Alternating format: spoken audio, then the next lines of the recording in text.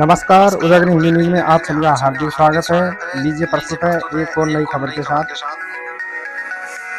और जो खबर है वो यह है कि 2 जुलाई से जो रिचार्जों की दरों में बढ़ोतरी कंपनियों द्वारा की गई है, उसको लेकर कांग्रेस ने सरकार पर कई सवाल उठाए हैं।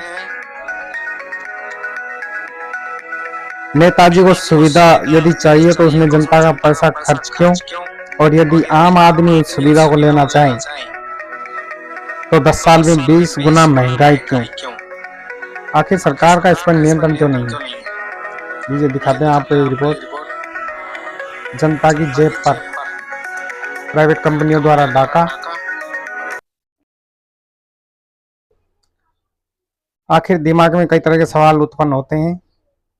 क्या हमारी सरकार सरकारी क्षेत्र की जो बीएसएनएल कंपनी है उसको इतना सक्षम नहीं बना सकती कि जो 4G और 5G की सुविधा प्राइवेट कंपनियां दे रही हैं उनको सरकार सपोर्ट करती है, और जो सरकारी क्षेत्र की बीएसएनएल कंपनी है उसको सरकार सक्षम या सपोर्ट क्यों नहीं कर रही है? जाने रिपोर्ट, जिसमें कांग्रेस ने सरकार पर महंगाई दरों की बढ़ोतरी को लेकर कई सवाल खड़े किए हैं। लीजिए प्रस्तुत है कांग्रेस के रणदीप सुरजेवाला द्वारा लगाए कई आरोप, एक रिपोर्ट। नमस्कार साथियों,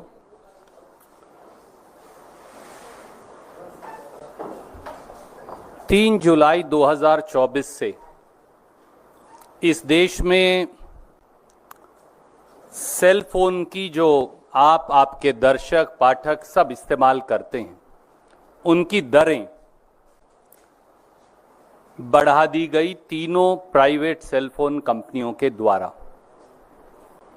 ये खबर तो आई कि सेल फोन की दरें बढ़ी, पर यह खबर शायद नहीं आई कि उसका देश के ऊपर इम्पैक्ट क्या हुआ। साथियों, 3 जुलाई 2024 से मोदी सरकार की आंख, कान और नाक के नीचे उनकी प्रत्यक्ष सहमति से इस देश की 3 सेल फोन कंपनी जिनका मार्केट शेयर 91.6% है, यानी 109 crore cell phone users 119 crore में से केवल रिलायंस जियो, भारती एयरटेल और वोडाफोन का सेल फोन इस्तेमाल करते हैं, उनके लिए सालाना 34,824 करोड़, चौंकिएगा मत, मोदी सरकार ने उनके लिए 109 करोड़ सेलफोन कंज्यूमर्स पर 34,824 करोड़ सालाना का बोझ डाल दिया है। मोदी गवर्नमेंट, मोदी सरकार 119 करोड़ सेलफोन यूजर्स की कॉस्ट पर 3 प्राइवेट सेलफोन कंपनियों को सालाना 34,824 करोड़ कमवा रही है। तो मोदी 3.0 नए कार्यकाल का नया प्रसाद है, वही पुराना क्रोनी पूंजीवाद, क्रोनी कैपिटलिज्म जिसे राहुल जी कहते हैं। इसके कुछ तथ्य हैं जो मैं आपके समक्ष रखूंगा और कुछ प्रश्न हैं।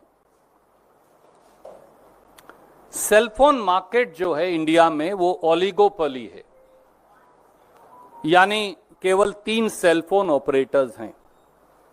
रिलायंस जियो 48 करोड़ सेलफोन यूजर्स, ये मैं नहीं कह रहा, मैं ट्राई की सबसे लेटेस्ट रिपोर्ट आपको भेज रहा हूं, ये उसका डेटा है, उसका एक्सट्रैक्ट अलग से भेज रहा हूं। Airtel 39 crore cellphone users, Vodafone idea 22 crore 37 lakh cellphone users, कुल 109 करोड़, कुल सेलफोन यूजर्स 119 करोड़। बाकी सरकारी कंपनियों के पास मुश्किल से बचते हैं 10 करोड़ के करीब। इनमें भी अगर मैं ये कहूं कि जियो और एयरटेल की ड्यूओपली है, यानी 2 कंपनी ही देश के लगभग सारी सेलफोन मार्केट को कंट्रोल करती हैं, उनकी संख्या 87 करोड़। अब तथ्य क्या है?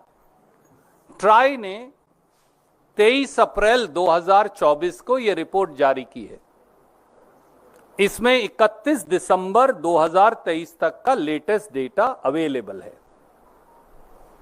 इस रिपोर्ट के मुताबिक सेलफोन कंपनीज का एवरेज रेवेन्यू पर कस्टमर पर मंथ, यानी हर महीने सेलफोन कंपनी औसतन अपने हर सेलफोन कस्टमर से, यानी आपसे जो ये कार्यक्रम देख रहे हैं या आपकी खबर पढ़ेंगे, 152 रुपया 55 पैसे कमाते हैं हर महीने। हर महीने हर सेलफोन कस्टमर से औसतन 152 रुपया 55 पैसे सेलफोन कंपनियां कमाती हैं। 27 जून 2024 को अफेक्टिव 3 जुलाई 2024 रिलायंस जियो ने अपने रेट 12% से 27% बढ़ा दिए, औसत 20%। इसकी जो सबसे अफोर्डेबल प्लान है 155 रुपए की, जो सबसे ज्यादा कस्टमर यूज करते हैं, मुझे बताया कि शायद उनकी संख्या 25 से 30 करोड़ देश में हो, वो 155 रुपए से 189 रुपए बढ़ा दी, 22% इंक्रीज। 28 जून यानी अगले दिन 2024 को अफेक्टिव 3 जुलाई 2024 एयरटेल ने अपने सेलफोन यूजर चार्जेस 11% से 21% बढ़ा दिए, औसत 15%। अफेक्टिव उससे अगले दिन 29 जून 2024 को, 27 को जियो बढ़ाता है, 28 को एयरटेल बढ़ाता है, 29 को वोडाफोन बढ़ाता है। अफेक्टिव डेट सेम है, अफेक्टिव 4 जुलाई, एक दिन आगे, वोडाफोन आइडिया ने अपने सेलफोन यूजर चार्जेस 10% से 24% बढ़ा दिए, एवरेज अगेन 16%। तो दो चीजें स्टैंड आउट करती हैं कि तीनों कंपनियों ने सलाह करके 72 घंटे में सेलफोन चार्जेस बढ़ाने की घोषणा की, और दूसरा एक ही तिथि से यूजर चार्जेस बढ़ाए, 3 जुलाई और 4 जुलाई, लगभग 24 घंटे के अंतराल में बढ़ा दिए। दो चीजें बिल्कुल साफ हो गई। अब एडिशनल पर ईयर बर्डन जब मैं बोलता हूं 34,824 करोड़ होगा आप सब पर, मुझ पर, आप पर, तो इसका क्राइटेरिया, मापदंड क्या है? एवरेज औसत जो रिलायंस जियो का टैरिफ इंक्रीज है, आपने देखा 20% है।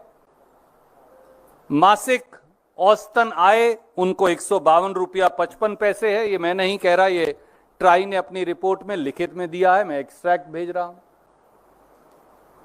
तो उन्होंने 20% अगर बढ़ाया तो लगभग 30 रुपया 51 पैसे प्रति कस्टमर बढ़ाए।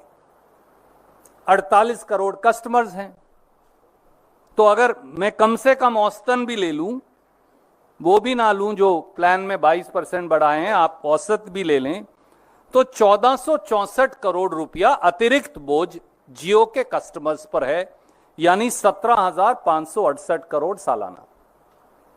इसी प्रकार से 15% एयरटेल ने औसतन रेट बढ़ाया, जैसा मैंने बताया, तो 152 रुपया 55 पैसे महीने की औसतन आय है, तो ये बन गए 22 रुपया 88 पैसे पर कस्टमर अतिरिक्त जो देने होंगे। उनके कस्टमर की संख्या है 39 करोड़,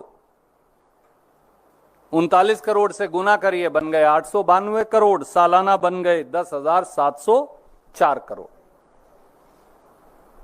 तीसरा है वोडाफोन आइडिया, उन्होंने बढ़ाए औसतन 16%, जैसा मैंने आपको बताया, तो 152 रुपया 55 पैसे का 16% अगर अतिरिक्त हो जाए, बन गया 24 रुपया 40 पैसे प्रति कस्टमर प्रति माह। उसको मल्टीप्लाई कर दीजिए 22 करोड़ 37 लाख कस्टमर से, तो वो बन गए 546 करोड़ हर महीने अतिरिक्त जो उन्होंने बोझ डाल दिया, और ये बन गए 6,552 करोड़। मैं ट्राई की रिपोर्ट की ये रेलेवेंट एक्सट्रैक्ट कॉपी आपको भेज रहा हूं, और फुल रिपोर्ट भी भेज रहा हूं, लिंक। 6 सवाल सीधे हैं, और वो सवाल क्या है? how can private cell phone companies holding 92% of cell phone user market share be permitted to unilaterally increase cell phone tariffs by an additional 34,824 crore or almost 35,000 crore annually without any oversight or regulation by Modi government? पहला सवाल, मोदी सरकार ने किसी भी regulation, नियम या निगरानी के बगैर प्राइवेट सेल फोन कंपनियों को 109 करोड़ भारतीयों पर, 109 करोड़ सेल फोन यूजर्स पर 34,824 करोड़ का अतिरिक्त बोझ उनकी जेब से निकालने की इजाजत कैसे दे दी? दूसरा सवाल, why have the Modi government and Telecom Regulatory Authority of India abdicated their duty and responsibility towards 109 crore cell phone users? Modi सरकार और ट्राई ने 109 करोड़ सेल फोन यूजर्स के प्रति अपने कर्तव्य से मुंह क्यों मोड़ लिया और अपनी जिम्मेवारी से कन्नी क्यों काट ली? Third, wasn't the increase in cell phone prices withheld till the conclusion of the parliament elections, as Modi government would have been questioned on the justification for burdening 109 crore Indians and fleecing them of an extra 34,824 crore or 35,000 crore? क्या मोदी सरकार ने cell phone कंपनियों की कीमतों में होने वाली वृद्धि को उनसे मिली भगत कर संसदीय चुनाव पूरा होने तक टाल कर रखा ताकि सरकार से और प्रधानमंत्री मोदी जी से 109 करोड़ सेल फोन यूजर्स पर सालाना डाले गए अतिरिक्त 35,000 करोड़ का जवाब कोई ना मांग सके? Question number 4. Did the Modi government or TRAI conduct any study on need of capex or import on profitability by purchase of spectrum through auction after taking into account the previous set of concessions granted on AGR, adjusted gross revenue, as all under the telecom policy, or the spectrum auction installments deferment by Modi 2.0 on 20th November 2019 or any other related factors? साथियों, कोई कह सकता है कि भाई मैंने इसलिए rate बढ़ाए कि मैंने नई स्पेक्ट्रम खरीद लिया या मैंने बहुत पैसा कंपनी में लगाया। तो हमारा सवाल यह है कि क्या मोदी सरकार ने 109 करोड़ सेलफोन यूजर्स पर 35,000 करोड़ सालाना की अतिरिक्त वसूली का बोझ डालने से पहले कोई अध्ययन या जांच की? क्या मोदी सरकार ने नीलामी के माध्यम से स्पेक्ट्रम की खरीद से होने वाले असर या कैपेक्स की जरूरत का कोई अध्ययन किया? कोई ऐसी स्टडी उनके पास है? क्या मोदी सरकार ने एजीआर, एडजस्टेड ग्रॉस रेवेन्यू पर दी गई पिछली रियायतें या फिर 20 नवंबर 2019 को मोदी जी ने छूट दे दी थी 42,000 करोड़ की स्पेक्ट्रम ऑक्शन इंस्टॉलमेंट की पेमेंट की, उनका क्या असर होगा, इसका कोई अध्ययन किया?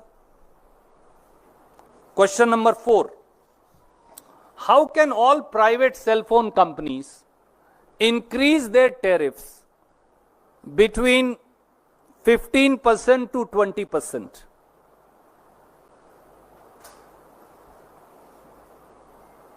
Despite the fact that their profitability varies, their capex requirement vary, and their investment capacities and actual investments vary, and their purchase of spectrum in auction varies. So how can they all raise cell phone charges by the same percentage? It's very unique. Why is Modi government then turning a blind eye to it? ऐसा कैसे हो सकता है कि सभी cellphone कंपनियां अपने cellphone के चार्जेस 15% से 20% लगभग बराबर बराबर बढ़ा दें, जबकि उनकी इन्वेस्टमेंट की कैपेसिटी, उनके कस्टमर्स, उनका केपेक्स रिक्वायरमेंट, उनकी कैपेसिटीज, उनकी एक्सपेंशन प्लान सब भिन्न है। तो क्या मोदी सरकार ने आंख बंद कर ली है? And fifth and last, since prime minister and his ministers quote supreme court on telecom very often, so I want to remind them.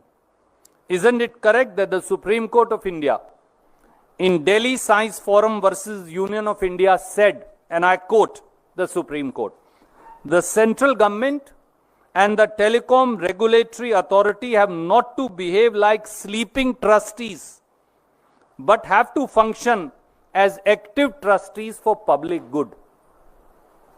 This is something that Prime Minister and his colleagues used to quote very often.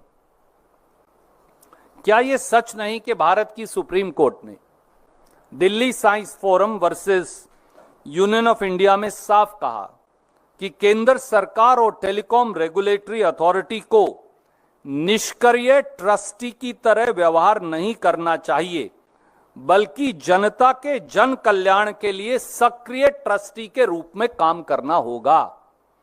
तो क्या मोदी सरकार देश की जनता के साथ विश्वासघात कर रही है? उम्मीद है कि देश के प्रधानमंत्री देश की 143 करोड़ जनता और 109 करोड़ उनमें से सेलफोन यूजर्स जो हैं उनको जवाब देगी कि हमसे 35,000 करोड़ क्यों वसूले जा रहे हैं। धन्यवाद। कोई प्रश्न आप पूछना चाहें तो स्वागत है।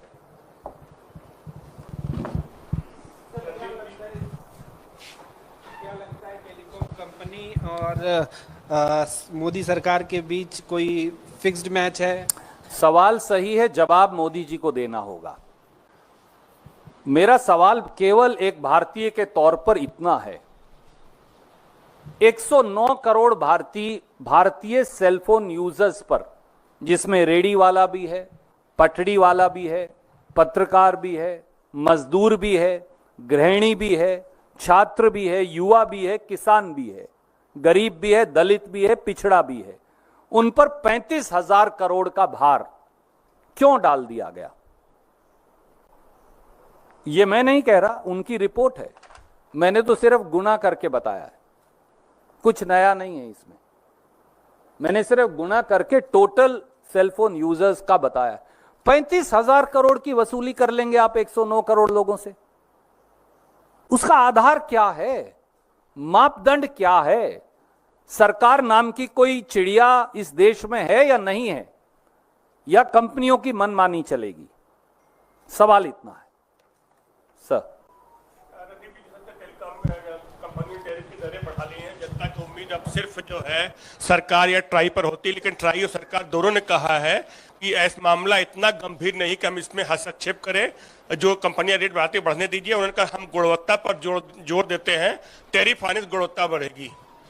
आदरणीय मित्र, तो फिर क्या मोदी जी ने यह देखा है कि आज के अखबार में ही रिपोर्ट है कि केवल सेलफोन यूजर चार्ज बढ़ाने से देश में इन्फ्लेशन की दर में 0.02% इजाफा हो जाएगा? Does the prime minister even know that? क्या यह पैसा प्रधानमंत्री देंगे या इस देश के 109 करोड़ लोग देंगे? गुणवत्ता बढ़ानी है तो सरकार गुणवत्ता सरकारी सेलफोन कंपनियों की बढ़ाए, ताकि वो इन प्राइवेट कंपनियों के बराबर खड़े हो जाएं। उनका मार्केट शेयर 8% से कम है, 92% में 3 कंपनियां हैं। अब 3 कंपनियों को 35,000 करोड़ 109 करोड़ भारतीयों से वसूलने की इजाजत कैसे दे सकते हैं? सवाल बिल्कुल सीधा और इतना ही है sir. If you ask me whether there is a violation of TRAI, then TRAI has failed in its oversight and regulation. May I remind you, Sunil ji, TRAI had earlier used to look at the tariffs, and increase in tariffs used to be approved by TRAI. You are a senior journalist, you would recall that. At that time, there were 16 cell phone companies. And there was a lot of competition in the market. So, TRAI one day said, there are 16 cell phone companies. There is healthy competition in the market. We don't have to regulate, for they regulate each other. Since Modi ji has taken over, those 16 cell phone companies have become 2. It's virtually a duopoly, at best an oligopoly. At best 3 companies. All 3 are private. 109 crore is the customer base out of 119 crore. 92% is the market share. Why should TRAI and government abdicate its responsibility now? Tomorrow they will say we will not increase 15%, we will increase 500%. Then why is there TRAI? Why is there communication ministry? And let me tell you, these companies are not operating, secondly, in oblivion, in empty space. If you remember, under the telecom policy of 1999, there was profit sharing with Government of India. A method, I did not want to complicate this PC, but I just want to remind you, the method used to be called AGR, Adjusted Gross Revenue. Then the companies went back to government and said, it is too much money, we can't pay. First Vajpayee ji, the BJP government then, and then when spectrum auctions happened, and may I remind you, for I had raised the issue on 15th February 2020, and you were present in that press conference. Government of India had again got deferred 1,02,000 crore of payment, which was directed to be paid by the Supreme Court of India. 1,02,000 crore. May I ask any customer of yours, any viewer of yours, any reader of yours, if he goes back with his EMI of a car and says, please defer 25,000 rupees, will the bank defer? But Modi ji on 20th November 2019 had deferred spectrum auction installment payment of 1,02,000 crore. All these things have to be looked at. Then if you are giving them concessions, how can they unilaterally impose a burden of 35,000 crore on 109 crore cell phone user? This is an abdication of responsibility, oversight and regulation by government. Anything else? हाँ sir, हाँ sir, जरूर पूछिए। कुछ दिन पहले अभी BRS के सांसद ने आपकी पार्टी ज्वाइन की, आज 6 विधायक भी जो है कांग्रेस शामिल हुए, अभी 6 और आने वाले हैं। बीआरएस ने आज ट्वीट कर कहा, राहुल गांधी जी क्या ऐसे ही संविधान बचाएंगे? आदरणीय मित्र, बीआरएस ने मोदी जी के साथ मिलकर बहुत साल, 10 साल संविधान बचाया तो था। जब उनके विधायक साथी उन्हें छोड़कर भाग रहे हैं, क्योंकि वहां ना नीति बची, ना निष्ठा बची, ना पार्टी बची, ना रास्ता बचा और शायद ना व्यक्तित्व बचा, तो ऐसे में अगर कोई स्वेच्छा से उनकी पार्टी से त्याग पत्र दे रहा है, तो कांग्रेस पार्टी का कसूर कैसे हो सकता है? मुझे लगता है, मैं बहुत सादर से हाथ जोड़कर उन्हें कहूंगा, आप अपने घर में झांक कर देखिए, क्योंकि कमी वहां है, कमी हमारे यहां नहीं।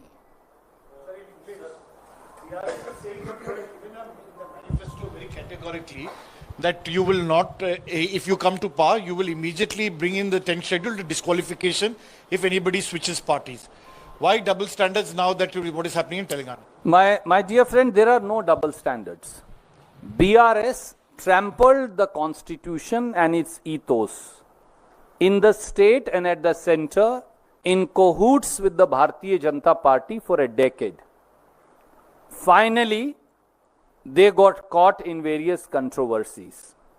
And typical to BJP, they try to eat up the BRS, since they eat up every ally that they ally with and eat up their space, but that is their problem. The problem today is that BRS is disintegrating as a political unit.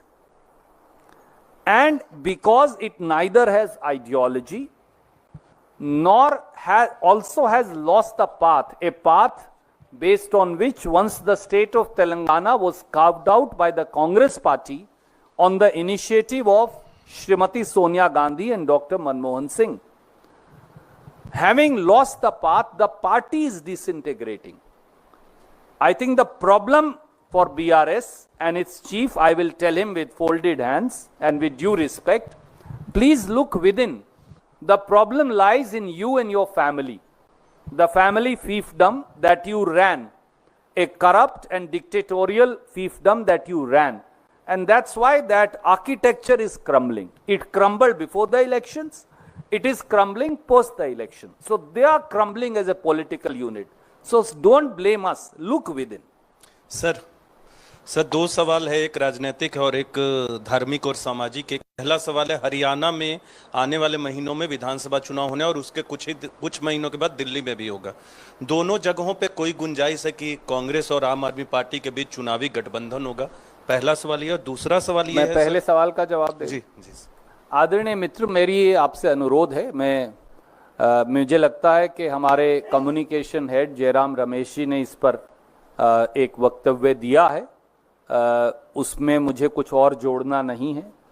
फिर भी मैं हमारे जो महासचिव हैं प्रभारी, उन्हें बोलूँगा, हरियाणा के रिक्वेस्ट करूँगा कि वो आपके इस सवाल का सेपरेटली जवाब देंगे। सर दूसरा सवाल ये है कि जमीयत उलेमा हिंद की नेशनल गवर्निंग काउंसिल मीटिंग में स्कूलों के अंदर हिंदू धर्म की प्रथाओं को आगे बढ़ाने के खिलाफ प्रस्ताव पारित किया और इस प्रस्ताव का नाम है स्कूलों में विषय धार्मिक प्रथाओं की निंदा। कैसे देखती है कांग्रेस? मित्र, पार्टियां स्कूलों का करिकुलम का फैसला नहीं कर सकती, सरकारें स्कूलों के करिकुलम का फैसला करेंगे।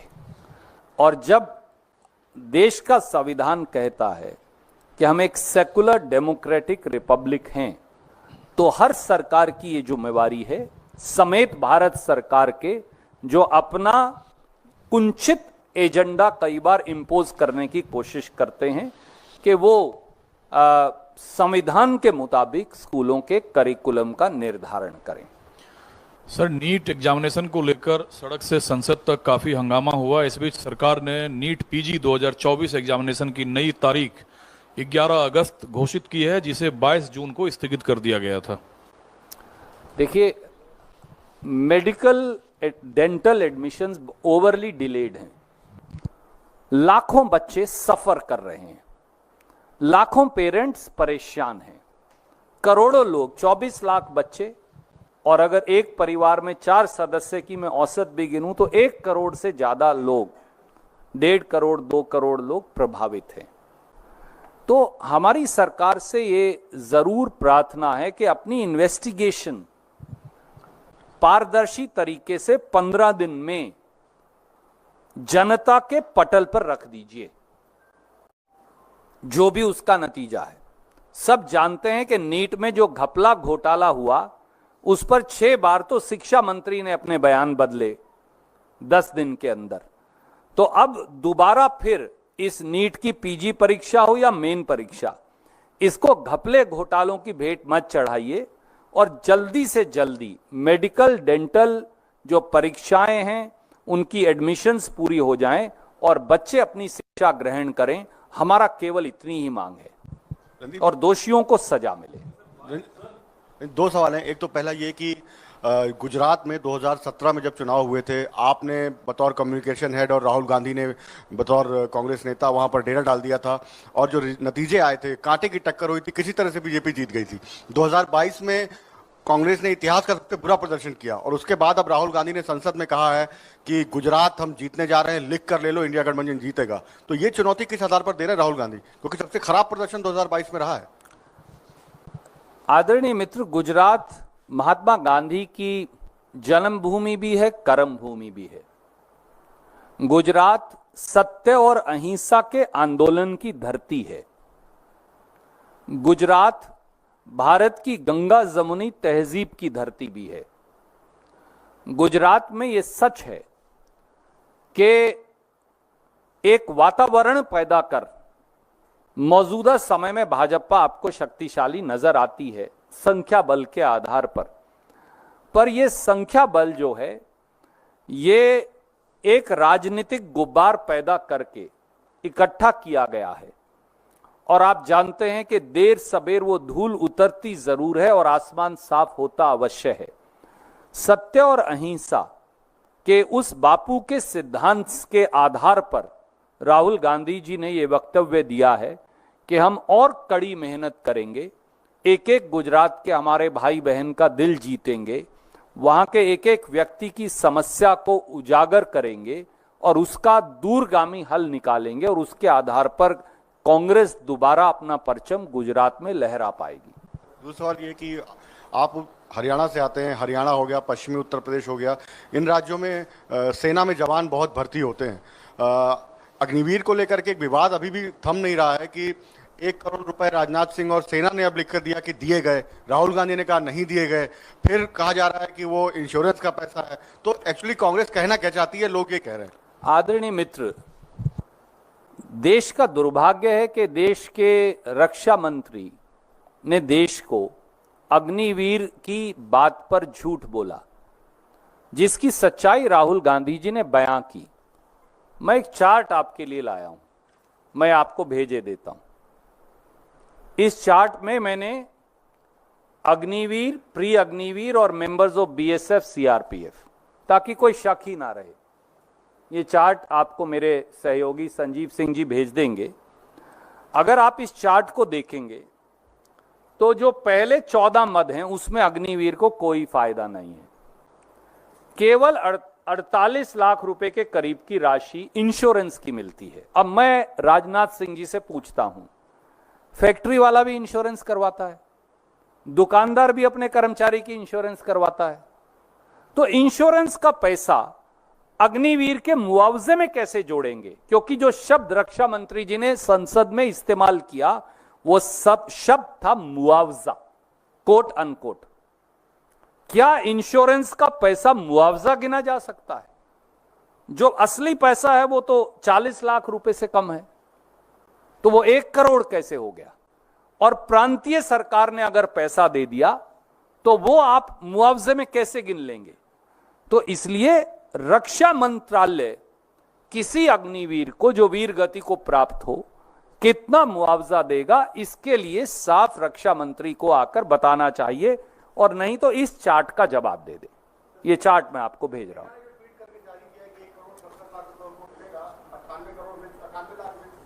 आदरणीय मित्र, मैंने वो ट्वीट नहीं देखा, पर मैं केवल देश के रक्षा मंत्री के बयान पर जवाब दूंगा। मैं सेना ने क्या ट्वीट किया वो रक्षा मंत्री के अधीन है, रक्षा मंत्री से ऊपर नहीं है।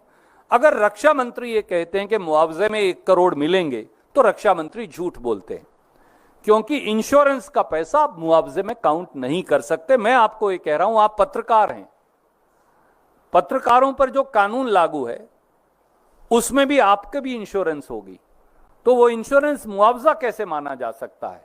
कोई दुकानदार है वो अपने कर्मचारी की इंश्योरेंस करवाता है, कोई फैक्ट्री वाला है वो अपने कर्मचारी की इंश्योरेंस करवाता है, एआईसीसी अपने कर्मचारियों की इंश्योरेंस करवाती है, बीजेपी भी शायद करवाती होगी, तो वो इंश्योरेंस मुआवजा कैसे हो सकता है? बात सवाल इतना है।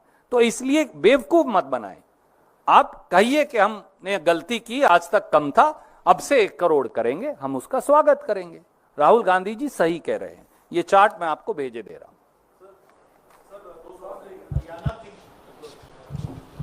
No problem, will go one by one. Okay sir, ये हरियाणा और दिल्ली को लेकर आपसे पूछा गया है, मैं उसको दोबारा फ्रेम करता हूं, क्योंकि आम आदमी पार्टी ने ये कहा है कि आगामी विधानसभा चुनाव में कांग्रेस के साथ सीटों को लेकर कोई तालमेल की बातचीत नहीं है, कोई गठबंधन नहीं होगा। इस पर क्या रिएक्शन है? पहला सवाल। जी, जब उन्होंने कह ही दिया फिर मैं क्यों रिएक्ट करूं? नहीं तो क्या आप लोगों ने अपने दरवाजे खुले हमारे रखे हैं? अभी ऑप्शन हमारे खुले जो हुए? कम्युनिकेशंस हेड हैं श्री जयराम रमेश, उनका वक्तव्य आज आ चुका है, मुझे उसमें कुछ और जोड़ना नहीं। ठीक है सर। फिर भी मैं श्रीमान दीपक बाबरिया जी से रिक्वेस्ट करूंगा कि कोई भी और एडिशनल बात उन्हें कहनी हो, वैसे तो कम्युनिकेशन हेड को हम सब कम्युनिकेट कर देते हैं, तो वो आपको अवश्य बता दें।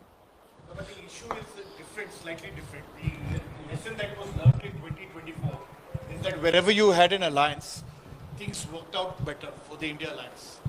Only it didn't work out in Delhi, And in Haryana, it really didn't have much of an impact. Are you quite sure that you don't need an alliance in Haryana and that your Ekla Chalo will work? Because you have a different view in Jharkhand as well as in Maharashtra. Sunil ji, I may have a personal view which I will give to the party on the issue. But the party's communication head has already said that there is unlikelihood of any alliance both in the state of Delhi and Haryana. Yet, the General Secretary in charge is common for both the states, Mr. Deepak Babaria. I will request him to clarify anything if there is anything else further. Sir यही हिंदी में बोल दीजिए ना जो आपने कहा. आदरणीय मित्र श्री जयराम रमेश पहले से ही कह चुके हैं कि कोई लाइक्लीहुड अलायंस की नहीं है इन दोनों प्रांतों में, दिल्ली और हरियाणा में. फिर भी मैं जो हमारे प्रभारी महासचिव हैं उन्हें कहूंगा कि कोई भी इस बारे में सूचना हो तो वो आपसे साझा करेंगे. ठीक है. और सर जो आपका प्रेस कॉन्फ्रेंस का मुद्दा था उससे जुड़ा हुआ एक सवाल है, जो मुख्य आप लोगों का सवाल है वो ये है कि तीनों टेलीफोन कंपनियों ने कीमतें बढ़ा दी, सरकार ने हस्तक्षेप नहीं किया और महंगाई की मार आम आदमी पर पड़ी है. आप जिस राज्य से के प्रभारी हैं, कर्नाटक सरकार ने लोकसभा चुनाव के बाद पेट्रोल और डीजल के दाम बढ़ाए, क्या उससे महंगाई की मार नहीं पड़ी है? और आपके प्रेस कॉन्फ्रेंस में कहा गया कि क्या सरकार लोकसभा चुनाव खत्म होने का इंतजार कर रही थी टेलीकॉम कंपनियों के दाम बढ़ाने का. वही सवाल आपसे पूछता हूं कि क्या राज्य सरकार लोकसभा चुनाव खत्म होने का इंतजार कर रही थी? आदरणीय मित्र, अगर यही क्राइटेरिया है तो सबसे पहले तो मोदी जी से पूछे जाना चाहिए कि पेट्रोल और डीजल अगर central excise doctor Manmohan Singh ji की सरकार के बराबर कर दें तो पेट्रोल का भाव लगभग 45 रुपया रह जाएगा और डीजल का भाव, अगर मुझे सही याद है क्योंकि वो आंकड़े मैंने कई बार आपके सामने प्रस्तुत किए हैं, सब्जेक्ट टू करेक्शन है, 37 रुपया रह जाएगा. तो क्या सेंट्रल एक्साइज वो कम करेंगे या उस लेवल पर ले आएंगे जो डॉक्टर मनमोहन सिंह जी ने की थी? दूसरा सवाल यह भी है कि क्या भाजपा शासित सभी प्रदेश और उनके अलाइज जो उन्होंने एक्साइज लगा रखी है वो कम कर देंगे? मैं आपकी जानकारी के लिए बता रहा हूं, साउथ इंडिया में सबसे कम स्टेट टैक्सेस पेट्रोल और डीजल पे कर्नाटक में है कंपेयर टू अदर गवर्नमेंट्स. अब थोड़े बढ़कर उनके बराबर हुए. Otherwise we were lowest in the entire south India. And this is a decision that finance minister of the state takes based on exigencies of the budget. Thank you.